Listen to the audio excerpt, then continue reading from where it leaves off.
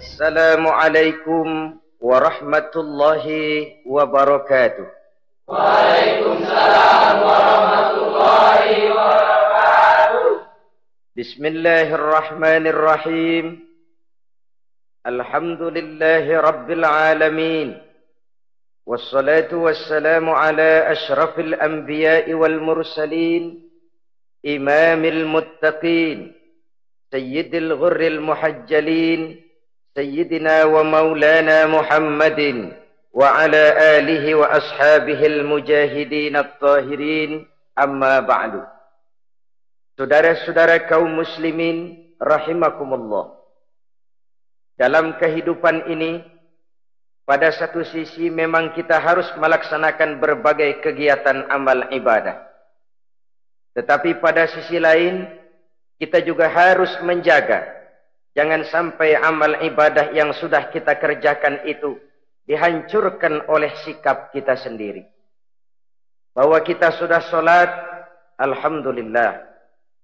Bahwa kita sudah zakat dan memberikan sedekah, syukur. Bahwa kita sudah melaksanakan ibadah haji, thayyib. Apakah dengan demikian amal kita sudah menjadi banyak? Nanti dulu. Jangan berbangga hati dan puas diri. Pada kesempatan yang berbahagia ini, saya ingin menyampaikan satu hadis yang diriwayatkan oleh Imam Ad-Dailami, di mana Rasulullah sallallahu alaihi wasallam pernah bersabda, "Sittatu asya'in tuhbitul a'mal." Ada 6 perkara yang bisa menghancurkan amal yang sudah kita kerjakan. Salat yang sudah kita kerjakan itu, zakat yang sudah kita bayarkan itu, haji yang sudah kita tunaikan itu, bisa dihancurkan oleh 6 perkara ini. Nanti di akhirat, pada saat setiap orang menunggu pahala dari ganjaran amal yang ia kerjakan di dunia ini, kita menanti dan menanti, ya Rabb, mana amal kebaikan saya? Mana pahala kebajikan yang saya lakukan? Hasilnya tidak ada. Amal yang kita kerjakan dihancurkan oleh sifat-sifat yang akan kita kemukakan pada pertemuan kali ini. Yang pertama yang bisa menghancurkan amal adalah al-istighalu bi'uyubil khalqi. Orang yang terlalu sibuk mencari-cari aib dan kekurangan pada diri orang lain. Habis waktunya hanya untuk mengorek-ngorek celah orang, sementara ia lupa pada aib dan celak dirinya sendiri. Sifat seperti ini menghancurkan amal yang sudah kita kerjakan. Sedangkan baginda Nabi mengajarkan, tuba liman syaghalahu aibuhu an uyubin nas.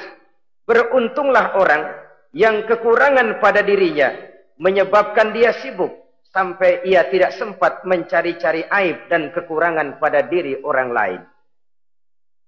Saudara-saudara kaum muslimin rahimakumullah. Sibuk mencari aib orang tentu bukan dengan tujuan positif.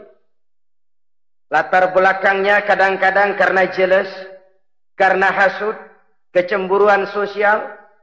Sore, pagi, siang, malam kita korek-korek kesalahan orang dengan target hancur martabatnya, jatuh kehormatan dirinya, hilang nama baiknya, dilupakan dan terisolir dari tengah-tengah masyarakat. Perbuatan yang demikian sungguh terlalu amat sangat kejam. Salat kita, puasa kita, haji kita bisa dihancurkan jikalau kita terlalu sibuk mencari-cari aib orang lain. Muslim dengan muslim itu bersaudara. Kalau kita menganggap muslim yang lain adalah saudara kita, maka aibnya adalah aib kita, kekurangannya juga adalah kekurangan kita. Pada saat kita melihat pada dirinya terdapat kekurangan, tugas kitalah menutupi. Ini yang dijamin oleh Nabi, man satara musliman satarahullahu fid dunya wal akhirah. Siapa yang menutupi aib dan celah orang-orang beriman, Allah akan menutupi aib dan celaknya di hari akhirat nanti. Zaman sekarang, zaman gosip. Zaman sekarang, zaman isu. Sehingga hal yang 1 meter pun dapat jadi 5 meter. Yang 5 meter dapat saja menjadi 10 meter. Kita sibuk membumbui hal-hal yang kita tidak tahu duduk perkara yang sebenarnya. Bahkan lebih celaka, kadang-kadang kita malah sok tahu. Memberikan vonis dari sudut pandang kita sendiri. Adalah tidak bijaksana jika kita mengukur baju orang lain dengan badan sendiri. Baju orang lain kita ukur pakai badan kita. Tentu saja enggak pas. Begitulah. Terlalu sibuk mencari-cari aib orang lain, menghancurkan amal ibadah yang sudah kita kerjakan. Na'udzubillah, summa na'udzubillah. Kadang-kadang hadir majelis taklim di pengajian, ngaji setengah jam, ngomongin orang 2 jam setengah. Tekor, defisit, belum bergeser dari majelis taklim. Ini kan penyakit rohani, di mana kedudukan kita antara sesama muslim bagaikan satu tubuh. Kalau yang satu sakit, yang lain ikut merasakan sakit. Yang satu terhina, yang lain ikut merasakan terhina. Jadi pada saat kita melihat aib orang lain, kita ceritakan di mana-mana, kita bongkar di mana-mana. Tentu satu hal yang jelas, kita tidak senang kepada orang itu. Kita tidak senang kepada orang itu. Dan kalau sudah tidak senang, maka fungsi persaudaraan bisa berubah menjadi permusuhan. Oleh sebab itu, kalau ada 2 orang berselisih, boleh kita bohong untuk mendamaikan 2 orang tadi. Misalnya si A sama si B berantem nih, jengkel, marah-marahan.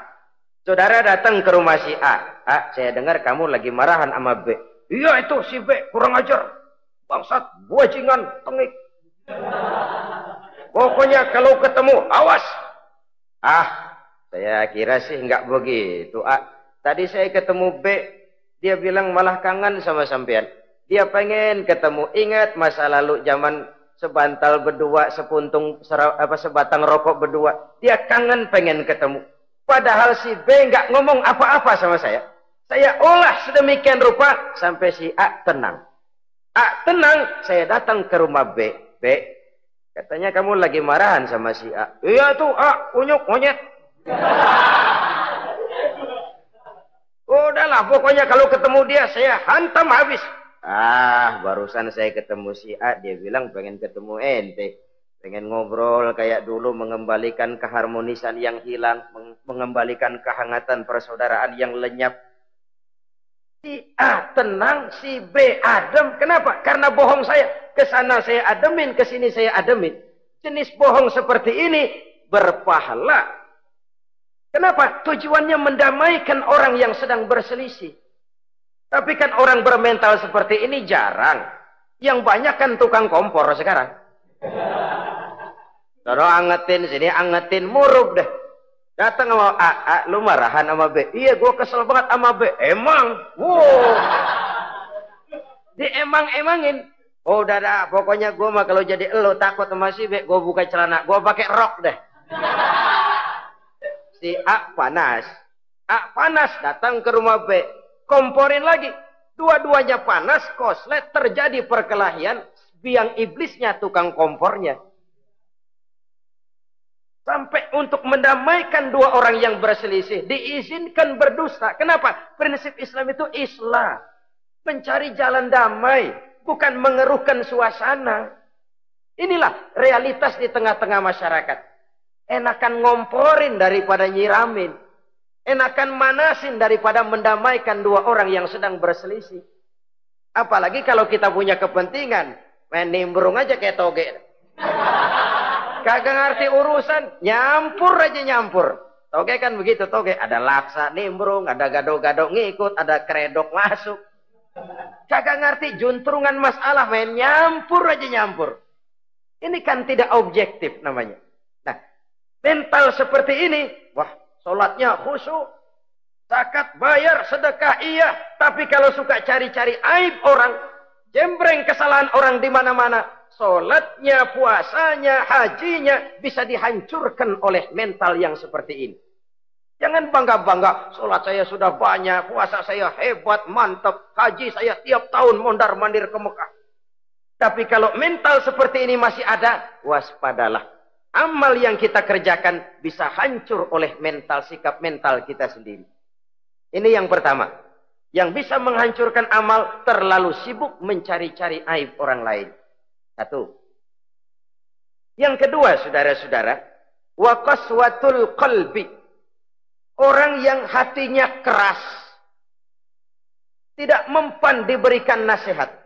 Baik nasihat yang datang dari luar dirinya, ataupun nasihat yang datang dari dalam dirinya. Hatinya keras. Dikasih muka tembok, kulit badak, kuping kebo. Makhluk apa namanya itu? Wallahu a'lam. Rai gedek. Pantas ya kalau kita lihat sejarah, Islam itu turun di semenanjung Arabia sebagai test case. Masyarakat Arab 14 abad yang lalu dikenal keras, kasar, brutal, primitif dari berbagai aspek kehidupan. Standar kalau di tengah masyarakat yang begitu keras Islam berhasil, masyarakat lain lebih mudah masuk.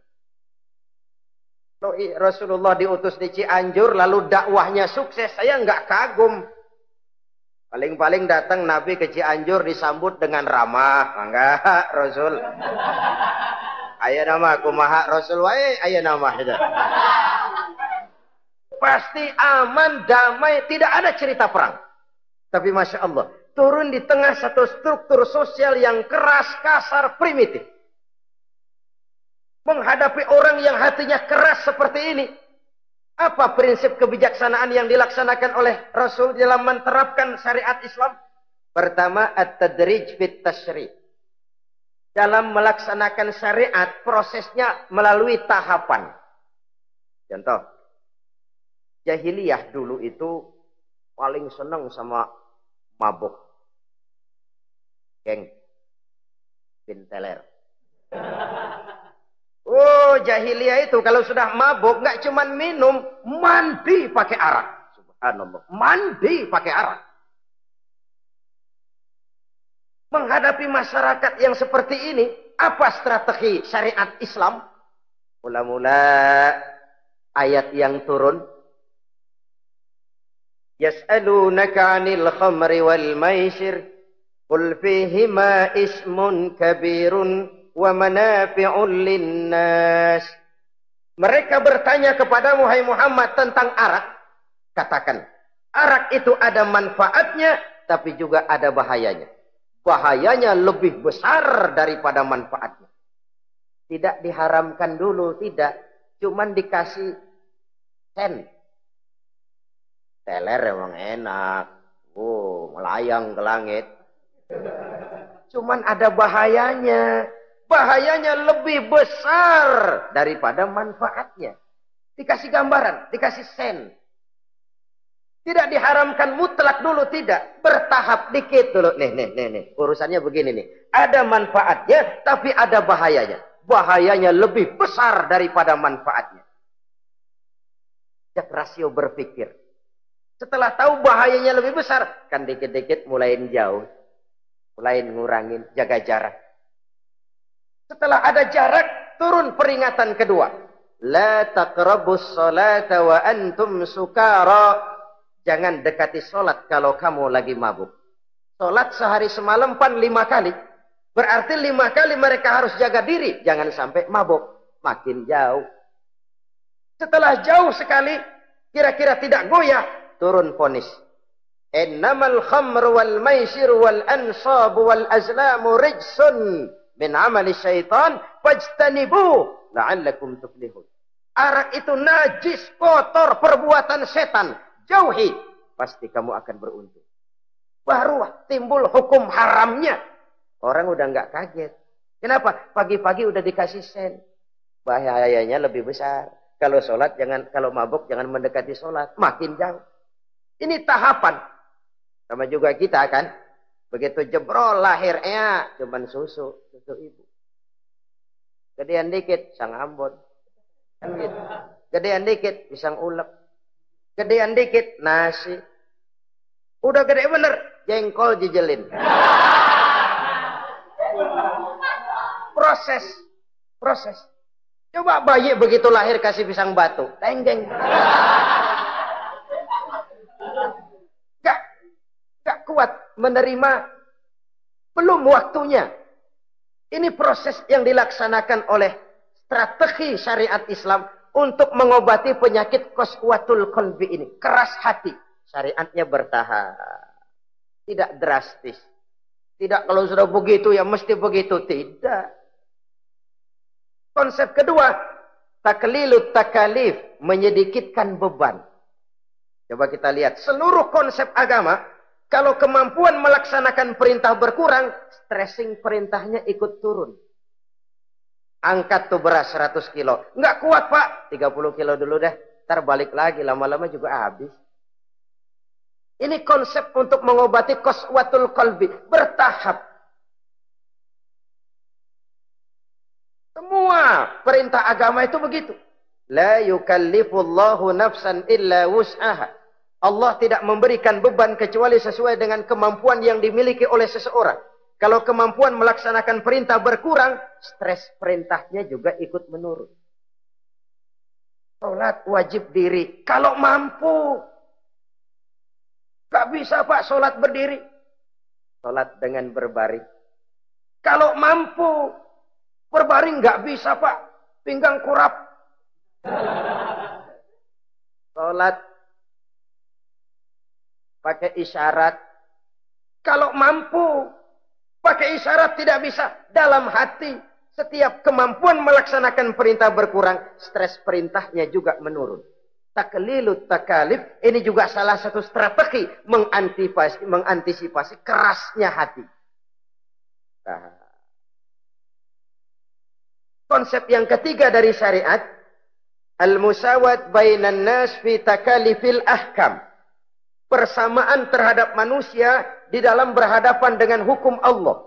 Kadang orang yang hatinya keras itu, logikanya jalan, ngukur suasana. Gimana sih lu? Menggrib kagak bawa ke masjid? No, yang Pak Haji masih di perapatan. Yang Pak Haji disebut. Itu kan cenderung orang begitu. Kalau dia nyolong ayam, dia tunjuk orang yang nyolong kambing. Ini apologi namanya. Kenapa lu nyolong ayam? No, yang maling kambing urusin, gedean. Apologi. Lah kapan mau beres kalau begitu? Tidak introspeksi, tidak self correction. Itu apologi. Untuk menutupi kelemahan diri, menunjuk kesalahan orang lain yang lebih besar. Itu kan nggak jantan namanya. Apologi. Tidak ada sifat untuk memperbaiki diri sendiri. Karena kecenderungan ini ada, Islam menutupi itu. Dengan apa? Semua manusia sama dalam berhadapan dengan hukum Allah. Gak ada iri hati dalam hukum Islam ini. Salat wajib. Wajib. Bagi siapa? Yang sudah balik dan mampu. Terhadap semua strata. Jenderal wajib, kopral wajib. Apalagi hansip. Tidak ada fasilitas. Wah kamu jenderal nggak apa-apa dah sembahyang setahun 2 kali. Idul Fitri aja sama Idul Adha. Enggak tuh. Semua manusia sama dalam berhadapan dengan hukum Allah. Itu yang Nabi ingatkan. Orang-orang sebelum kamu dahulu hancur. Umat-umat sebelum ini rusak binasa. Kenapa? Karena mereka kalau orang kecil berbuat salah. Hukum cepat-cepat ditegakkan. Tapi kalau yang besar berbuat salah. Mereka diam pura-pura tidak tahu. Jadi apa ini? Yang namanya mafia peradilan bukan cuma zaman ayeuna. Sejak zaman sebelum Islam Nabi sudah mengingatkan. Mereka dahulu hancur. Kenapa? Kalau orang kecil berbuat salah, hukum buru-buru ditegakkan. Rame-rame dikeroyokin. Giliran yang gede berbuat salah, diam pura-pura enggak tahu. Hukum pakai pandang bulu. Saudara-saudara kaum muslimin rahimakumullah. Oleh karena itu orang yang keras hati itu bisa merusak amalnya sendiri. Enggak mempan nasihat, rai gedek, muka-muka cuek. Baik nasihat yang dari luar maupun nasihat yang dari dalam enggak mempan. Kan dalam hidup ini ada nasihat dari luar, dari orang lain, bisa dari fenomena kehidupan. Ini juga nasihat. Oh, dia itu kaya tapi pelit. Hatinya begitu ya. Katanya menteleng. Itu kan nasihat. Itu kan nasihat. Oh, dia waktu berkuasa tapi zalim, matinya begitu. Perutnya pancung.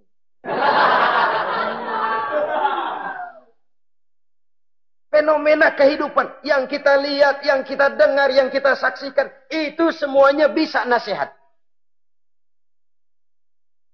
Unzuru kaifa kana akibatul mukadzibin. Lihat kehidupan ini. Dunia ini kan sebuah sekolahan besar. Semua yang kita lihat, kita saksikan, kita pelajari, bisa jadi contoh buat kita. Orang yang bijak, yang bisa mengambil hikmah dari manapun datangnya. Baik dari yang baik maupun yang dari yang tidak baik. Saudara-saudara kaum muslimin rahimakumullah, nasihat yang datang dari luar, dari orang atau dari fenomena kehidupan, atau nasihat yang tumbuh dari dalam diri sendiri, perubahan organisme tubuh, itu kan nasihat. Ya Allah, sekarang cantik jelita. Iya, sedang sweet 17-an. Rambutnya hitam, ikal berderai. Iya, semua memuji. Alisnya katanya laksana semut beriring. Dagunya bak pauh dilayang. Kalau dia senyum, semua orang terpesona. Sekarang 50 tahun yang akan datang, coba senyum, kabur orang. Fenomena kehidupan. Apa yang tidak berakhir? Kenapa harus keras hati? Kita kata kita berkuasa, berapa hari kita punya jabatan? Kita kata kita kaya, berapa banyak harta kita? Kita kata kita alim, kita tahu. Apa yang kita tahu dari semesta jagat raya ini? Lalu apa yang tidak berakhir? Korun yang katanya kaya, mati itu. Fir'aun yang katanya gagah, mati. Napoleon Bonaparte, the Lion of Europe, singa daratan Eropa, mati. Saking matinya, mati.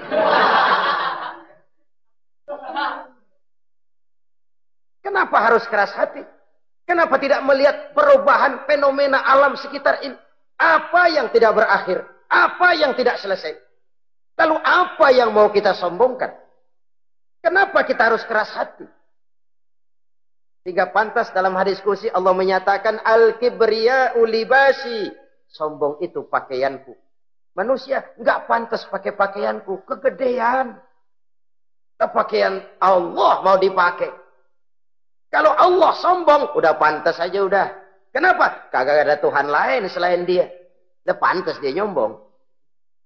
Kita nyombong apaan? Oleh sebab itu, beruntung orang kalau diberikan hati yang lembut, mudah menerima kebenaran, peka terhadap kesulitan orang lain, ringan tangan memberikan pertolongan buat mereka yang memang memerlukan. Dan gak semua orang dikasih begitu. Gak semua orang. Lain ya, Umar bin Khattab sikapnya keras, tapi hatinya gampang menerima kebenaran. Nah, lain orang kayak begini.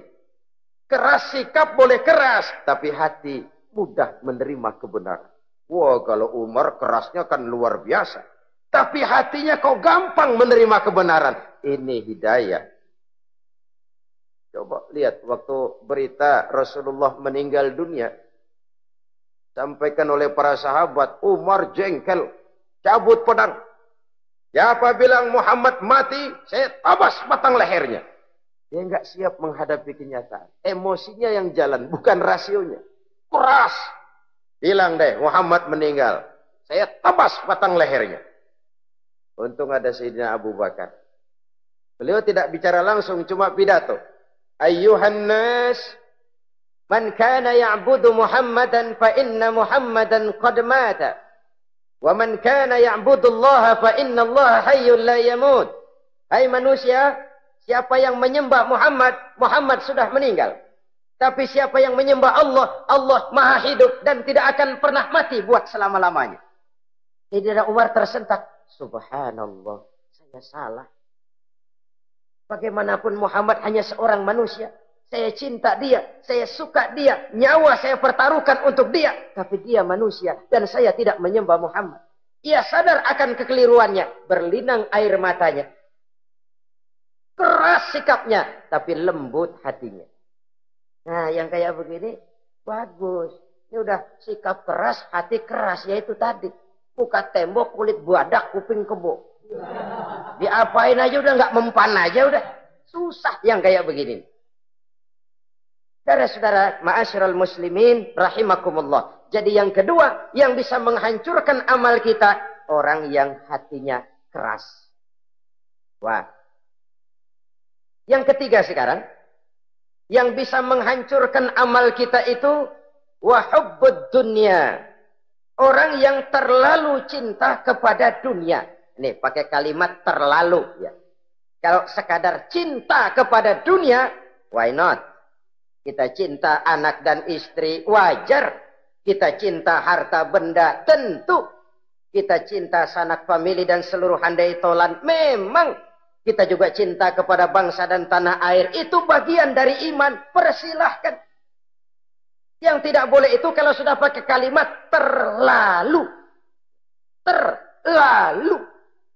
Sebab kalau sudah terlalu, itu sudah di luar kontrol. Orang lalu menghalalkan segala cara. Terlalu cinta kepada jabatan. Akhirnya bergeser. Sholat menghadap Allah. Dengar mau pindah jabatan ke tempat kering. Gerasak gerusuk nyari dukun. Ini kan namanya iya kana budu wa dukun nasta'in. Nggak bisa wong itu satu paket. Kalau iya kana budu wa iya kana nasta'in. Kalau hanya kepadamu ya Allah kami menyembah, hanya kepadamu kami minta tolong. Ini paket, jangan dipisah-pisah. Menyembahnya kepada Allah, minta tolongnya kepada yang lain. Sinkret, bercampur. Iya, kalau es campur enak. Tapi kalau agama dicampur dengan yang lain, nggak enak rasanya. Sama juga begini, ada gelas ya. Kalau sepenuhnya diisi bensin, itu ketahuan, bisa diminum motor. Kalau sepenuhnya diisi air putih, jelas bisa diminum orang. Tapi begitu separuh diisi bensin, separuh diisi air putih, kacau dah. Motor minum, mogok. Orang minum, mabok. Dijual juga nggak laku. Kenapa? Sinkret. Maka Allah pesan, wala talbisul haqqa bil batil. Jangan kau campur aduk yang hak dengan yang batil. Sekianlah jumpa kita kali ini. Insya Allah kita lanjutkan di lain kesempatan. Terima kasih atas segala perhatian. Mohon maaf atas segala kekurangan. Usikum wa nafsi bitaqwallah. Wassalamualaikum warahmatullahi wabarakatuh. Kalian yakin